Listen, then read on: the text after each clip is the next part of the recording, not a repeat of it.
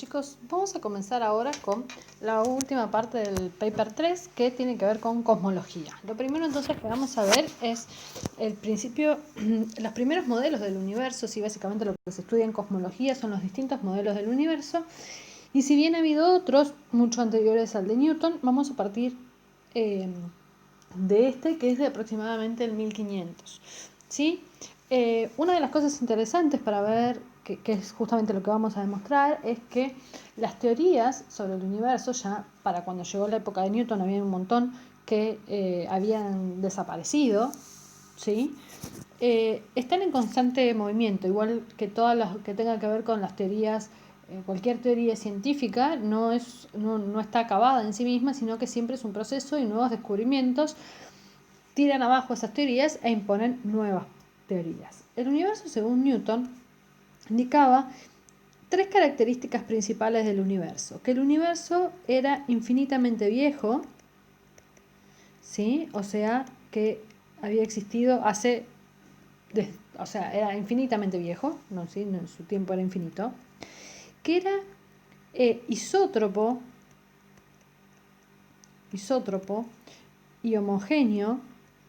¿Sí? ¿Esto qué significa? Homogéneo es que para donde yo veo exactamente, o sea, homogéneo es que la cantidad de, en este caso, estrellas es la misma cantidad independientemente de qué porción del universo yo mire. Isótropo es que no tengo una dirección preferencial, no hay una zona con mayor concentración de estrellas que otra. Y la tercera condición que ponía era que era estático. ¿Sí? ¿Eso qué significaba? Significaba que las estrellas y las galaxias, bueno, en ese momento no se sabía de la existencia de galaxias, pero bueno, básicamente que las estrellas estaban en una posición fija y esa posición no se movía a lo largo del tiempo.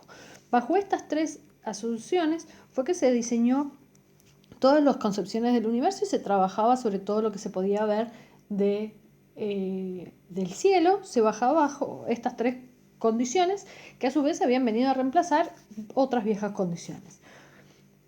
Fue un poco después que apareció lo que se llama la paradoja de Olbers. ¿Sí? La paradoja de Olbers básicamente nos dice que es una contradicción, fíjense que dice una contradicción a que el universo sea estático, homogéneo, infinito, porque lo que planteaba era algo muy sencillo. Yo salgo de noche, ¿sí? Y miro el cielo y la mayor parte es oscura y tengo tan solo algunas estrellas. Entonces, bueno, si el universo era infinitamente viejo, era homogéneo y era estático, entonces tendría que pasar otra cosa. Tendría que pasar que yo viera absolutamente pura luz. ¿Sí? ¿Por qué? Si yo me paro, ¿sí? Yo lo que podría decir es, bueno, nosotros sabemos que la luminosidad, ¿sí? Depende de la distancia a la que se encuentra. Básicamente, el brillo, ¿sí? Que es lo que yo voy a poder ver cuando salgo y miro el cielo, va a depender de la luminosidad de la estrella, que eso depende de la estrella, y esto depende de 4pi, la distancia al cuadrado que esté. Por lo tanto, lo que yo podría decir es, bueno, hay estrellas que yo no las llego a ver porque su brillo es muy chiquito, porque la distancia está muy lejos. Bien. Ahora, sin embargo, ¿sí? bajo esa hipótesis, yo lo que puedo decir es lo siguiente. Bueno, yo me voy a parar en un punto. Esto alguna vez se lo han tomado en IB, esta demostración formal. Supónganse que esta es la Tierra. Y entonces yo lo que hago es tomo alrededor de la Tierra, ¿sí? Una esfera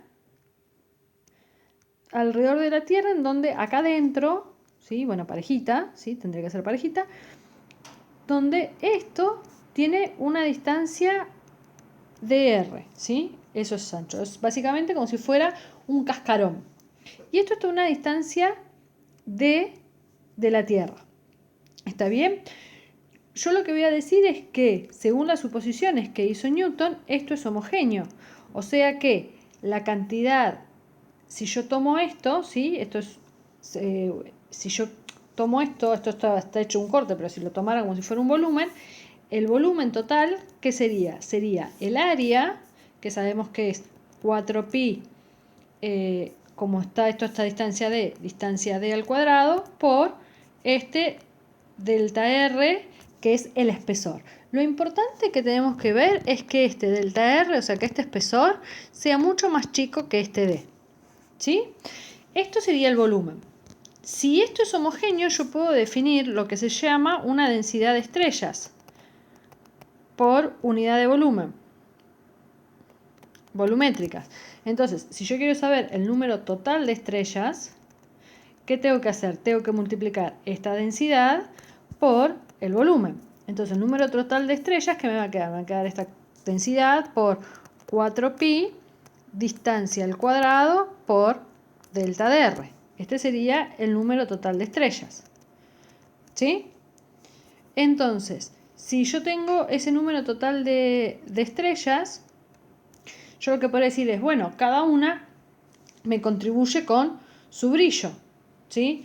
Entonces, voy acá, yo lo que podría decir es que el brillo total, ¿qué va a ser? Va a ser el brillo de una estrella, es el número total, perdón, el brillo total sería el número total de estrellas por el brillo de cada una de esas estrellas. Si yo hago esto, fíjense que yo pongo esta densidad, que es un número, esto es 4pi, distancia cuadrada, por delta R, esto es la luminosidad, y a su vez esto está dividido por 4pi y es la misma distancia al cuadrado, o sea que básicamente esto se me va con esto, y fíjense que el brillo total que yo voy a estar viendo va a depender de la luminosidad que tengan las estrellas, que tiene alguna, no importa cuál, pero tiene alguna, de la cantidad de estrellas que tenga y de este delta de R. Esto me va a decir dos cosas importantes. Fíjense que el brillo no depende de la distancia que yo estoy. ¿Eso por qué es? O sea, no importa qué distancia, yo siempre voy a obtener, si todas, por ejemplo, todas tuvieran brillo 1, siempre voy a obtener la misma cantidad. ¿Eso por qué es? Bueno, cuando yo me paro en una...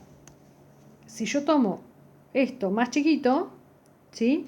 ¿Qué me va a pasar? Voy a estar más cerca de la Tierra, ¿sí? O sea que esta luminosidad me va, o sea, el brillo que yo voy a aportar va a ser, lo voy a ver más grande, pero a su vez voy a tener menos cantidad de estrellas. Mientras que cuanto más afuera me vaya, voy a tener mayor número de estrellas, aunque el brillo de cada una de ellas sea más pequeño. ¿Está bien?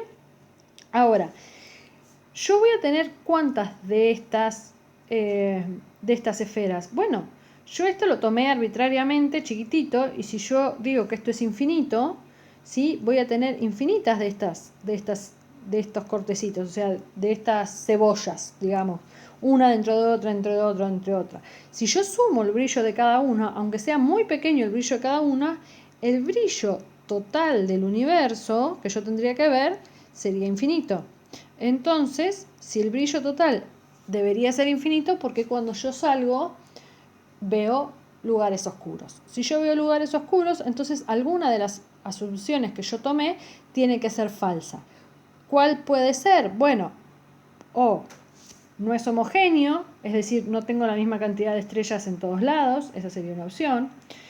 O no es infinito, entonces yo no tengo infinita cantidad de estas capas, sino tengo una cantidad finita de estas capas, y por lo tanto cuando sume el brillo en algún lado me puede dar 0. O no es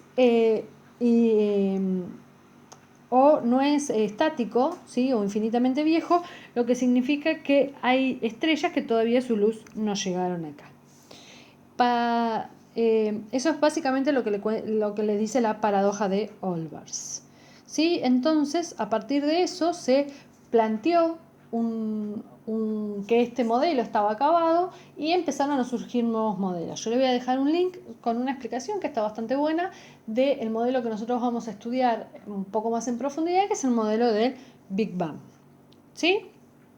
Para poder entender algunas cosas de las que vemos en el universo, nosotros, una de las cuestiones experimentales que vamos a utilizar es lo que se llama el corrimiento al rojo.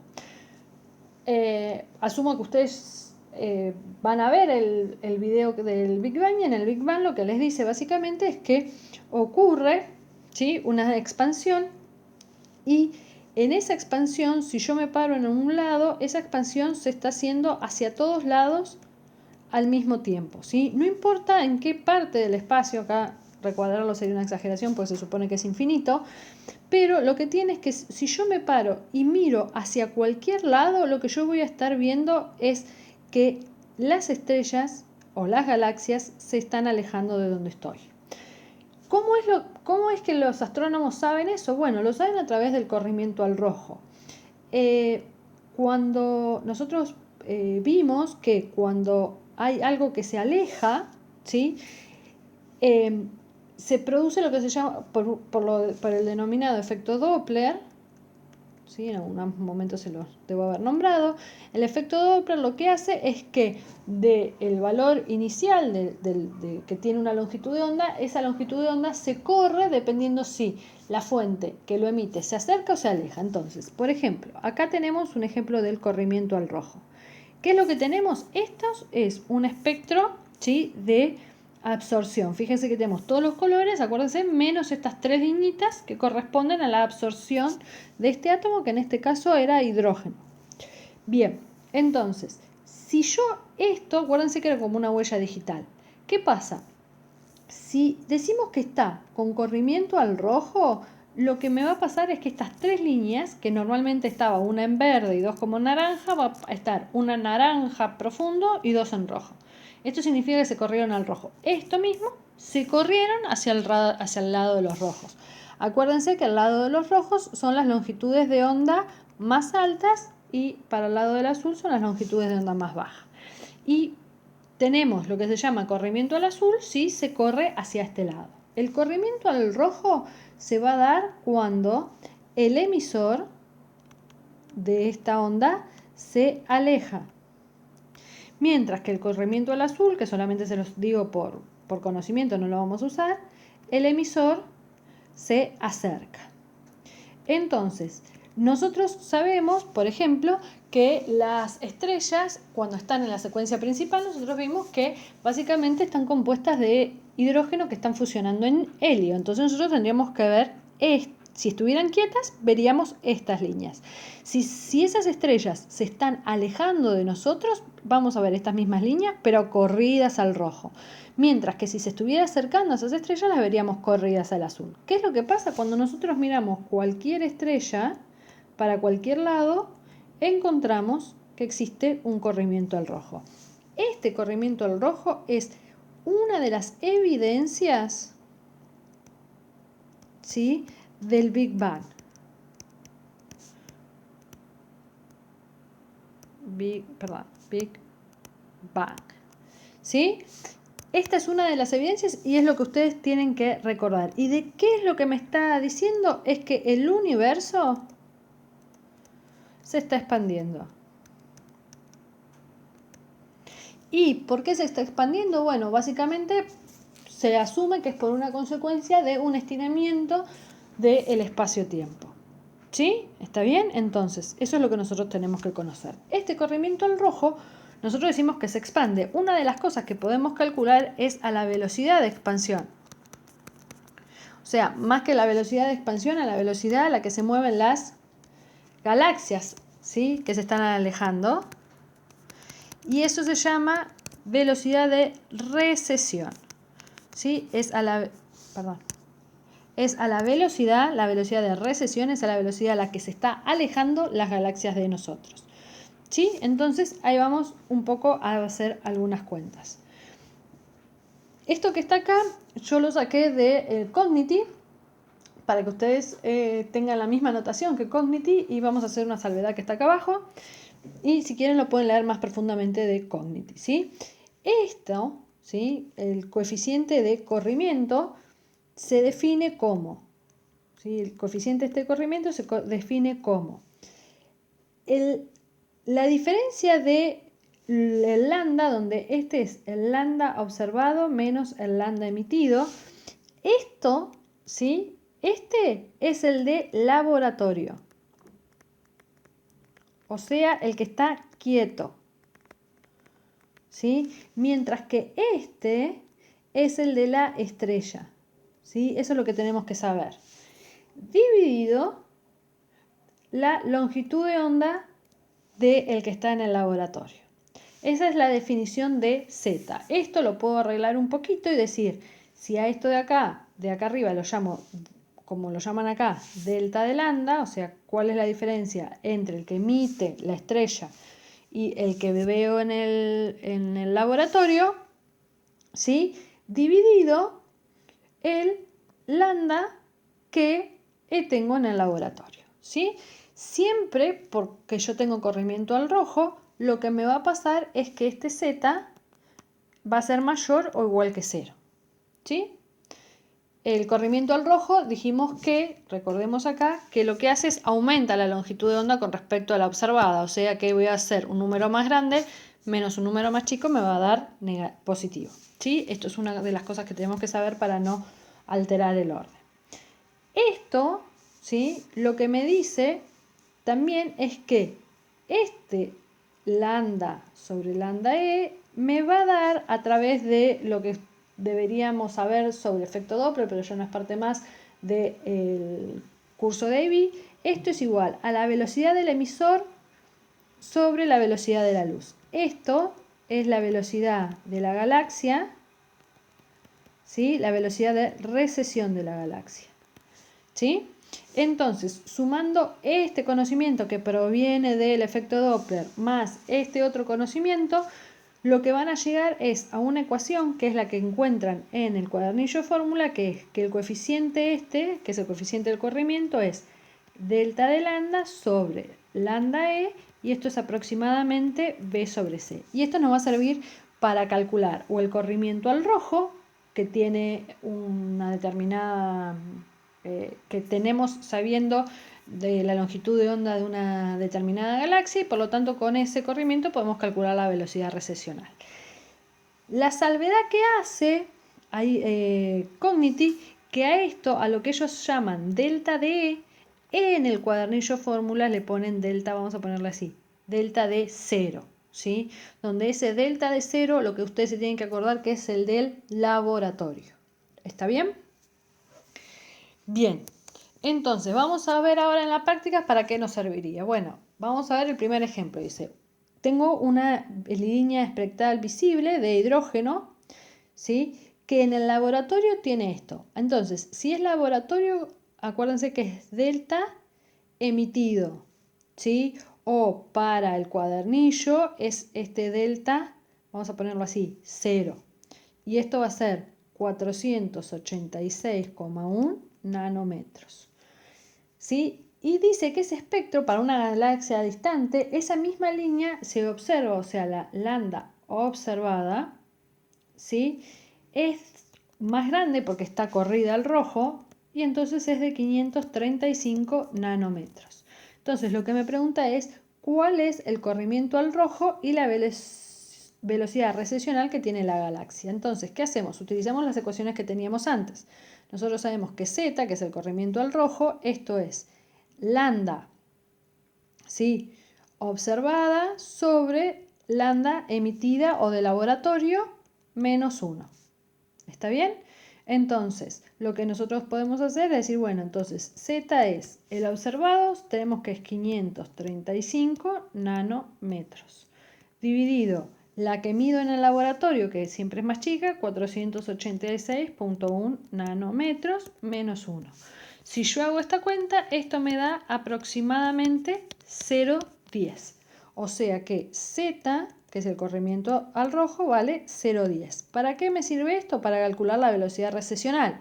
Porque yo sé que Z es aproximadamente la velocidad recesional dividido la velocidad de la luz. Entonces, la velocidad recesional de esta galaxia va a ser Z por C. O sea que la velocidad es aproximadamente 1/10 de la velocidad de la luz, ¿sí? Y si entonces esto va a ser 0,1 por la velocidad de la luz, que es 3 por 10 a la 8 metros sobre segundo. O sea que esto va a ser aproximadamente de 3 por 10 a la 7 metros sobre segundo. Esta es la velocidad a la cual se está alejando esta galaxia de nosotros, ¿sí? Entonces nos permite calcular eso. ¿Qué otro tipo de ejercicio pueden tener? Al revés, conocen el corrimiento al rojo, ¿sí? O sea que conocen que el valor de Z es 0,45 y les dice que el calcio tiene ¿sí? El calcio tiene el lambda del calcio, en donde, esto es importantísimo porque acá es donde meten la pata, en el laboratorio. Entonces nosotros en el laboratorio lo llamamos E o el cuadernillo lo llama 0, ¿sí? Y este es de 487,8 nanómetros. Y me pregunta qué longitud de onda espero observar si yo lo mirara a esta línea desde una galaxia gigante. La primera pregunta que me tengo que hacer, esta lambda va a ser la lambda observada.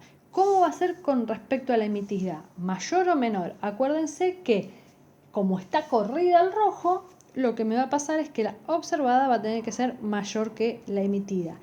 Este concepto me va a servir para que cuando yo haga las cuentas pueda chequear de que no estoy metiendo la pata.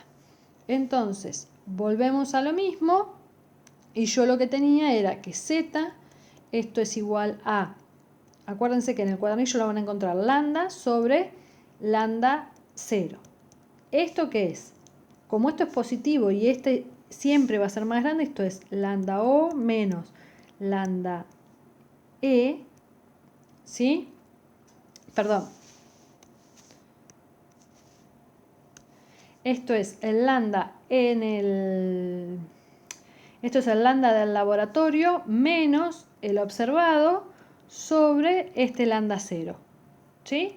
Entonces, este es el que yo tengo, que es 487,8 nanómetros, ¿sí?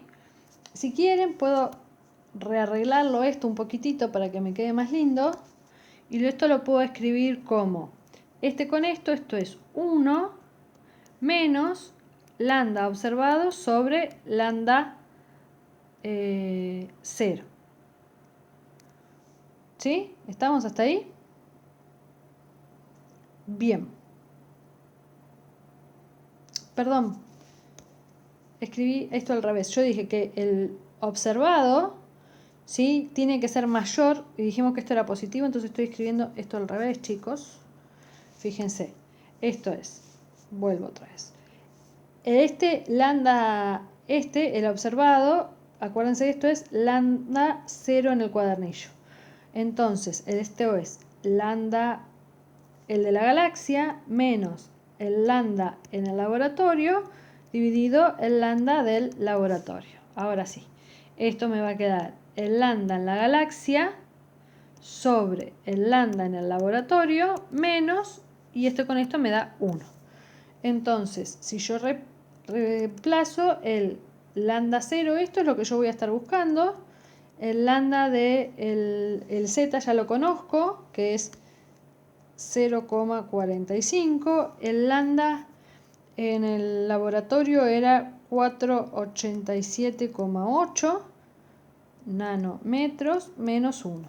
Entonces, esto me va a quedar 1, ¿sí?, 45 por 487,8 nanómetros. Y esto me queda aproximadamente 707 nanómetros. Fíjense, perdón otra vez, fíjense que es importante haberme anotado esta parte de acá, porque si yo me quería acordar, como intenté acordarme de memoria la ecuación, me estaba quedando mal, porque me estaba quedando que si seguía despejando, la longitud de onda en la galaxia iba a ser menor que en el laboratorio. Y siempre la que observamos en las galaxias, las longitudes de onda son mayores a las del laboratorio. Bueno, con esto les voy a dejar una serie de ejercicios y que vean el video de la teoría del Big Bang.